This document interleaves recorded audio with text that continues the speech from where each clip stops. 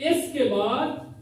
بنو امیہ کا زمانہ، بنو عباس کا زمانہ، سلجوق کا زمانہ، پھر اس کے بعد خلافت عثمانیہ، یہ جتنی خلافتیں ہیں یہ اسی بچے کی طرح زندہ رہی، لیکن بیگانی ماں کے پاس. سمجھو رہے مثال کی طرف، بیگانی ماں کے پاس زندہ رہی یہ اور چلتی رہی. پھر 1923 میں آ کر گزشتہ صدی میں یہ سسٹم یا یہ جو خلافت تھی اس کو توڑ دیا گیا. عالمی استقبال کی وجہ سے اس خلافت کو توڑ دیا گیا جو ترکی میں قائم تھی، اور جو ایک ہمارے نہ چاہتے ہوئے بھی بہرحال امت مسلمہ کے اکٹھے ہونے کا ایک بہانہ تھی، اس کو توڑ دیا گیا اور تمام عرب ممالک کو چھوٹے چھوٹے ممالک میں تقسیم کر دیا گیا. یعنی اسلام کے مرکز کو توڑ دیا گیا اور اس کو جو تھا چھوٹے چھوٹے حصوں میں تقسیم کر دیا گیا تاکہ مسلمان ایک ہو کر متحد ہو کر مضبوط کبھی نہ ہو سکے. یہ تھا ان کا سازش اور چال. ادھر سے وَيَمْكُرُ اللَّهُ وَاللَّهُ خَيْرُ الْمَاكِرِينَ، کیونکہ اللہ بہترین تدبیر کرنے والا ہے. پروردگار نے 1923 میں یہ خلافت ختم ہوئی. اسلام کا جو نام تھا وہ دن بدن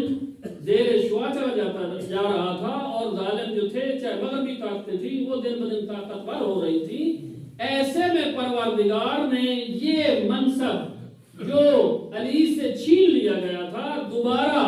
علی کے فرزند کی غیبت کے زمانے میں ایک قوم کے اندر اس کا پیغام پہنچا دیا، اور اس قوم نے بلند ہو کر اس پرچم کو تھاما اور اپنے پورے ملک کے اندر اس چیز کو تبدیلی کو لے کر آیا. اور یہی وہ سلسلہ تھا کہ جس کو انقلاب ایران کہا جاتا ہے. ہمارے یہاں پہلے بیان کیا جاتا تھا، لیکن اب اس موضوع کو خود ہمارے لیے بھی اتنا متنازع بنا دیا گیا ہے نا کہ بیان کیا جائے تو سیاست سے تعبیر کرتے یہ کرتے نہیں. ہمارا ایران کے ساتھ کوئی جغرافیائی چونکہ اس کا بارڈر ملتا ہے اس لیے ہمیں پیارا لگتا ہے نہیں. یہ نظام جو ولایت ہے جہاں پر بھی دنیا میں قائم ہوگا ہمیں وہ سرزمین اور اس سرزمین کے لوگ عزیز ہوں گے اور پیارے ہوں گے. اس کی جو سلسلہ ہے کافی ساری چیزیں بیان کرنے والی تھی لیکن چھوڑ رہا ہوں کیونکہ بعد میں بھی ایک رپورٹ تیار کی ہے سالانہ، وہ بھی پیش کرنی ہے. 15 سال تک یہ تحریک جاری رہی اور اس تحریک میں سب سے بنیادی عنصر ارادہ خداوندی تھا. وہ جو امت مسلمہ تقسیم ہو چکی تھی، اب اس ساری امت کو مرکز اور ایک مرکز پر اکٹھے ہونے کے لیے پروردگار نے اس دفعہ اہل بیت کے مریدوں کا انتخاب کیا اور وہ مرکز بنا. اس نے دنیا جہان کے جتنے بھی مظلومین تھے ان کو حوصلہ دیا اور جتنے بھی ظالمین تھے ان کو للکارا. مشکلات پیش آئیں، کتنے سارے مسائل. 15 سال تک یہ تحریک مسلسل ایران کے اندر چلتی رہی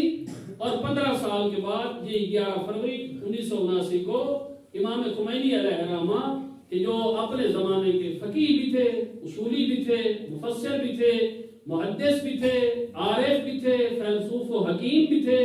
اور قم اور نجف میں اپنی مرجعیت کا سکہ منوا چکے تھے، ان کی مسلسل لیڈری، ان کی رہنمائی اور ایرانی قوم کی استقامت، ڈٹ جانا، ان کی قیادت میں کھڑے ہو جانا اور 15 سال تک اپنی جان، مال، بچے سب کچھ مسلسل قربان کرتے رہنا اور پھر 15 سال کے بعد پروردگار نے ان کو یہ انقلاب کی جو ہے وہ نوید سنائی اور یہ کل والا دن جو ہے اس میں یہ انقلاب رونما ہو. اس انقلاب میں دنیا میں بہت ساری تبدیلیاں، جن میں سے ایک صرف میں بیان کر دوں کہ جب یہ انقلاب نہیں آیا تھا تو جنت البقیہ کا دفاع کرنے والا دنیا میں کوئی نہیں تھا. جب اس کے اوپر بلڈوزر چلائے گئے کوئی نہیں تھا. لیکن اس انقلاب کے آنے کے بعد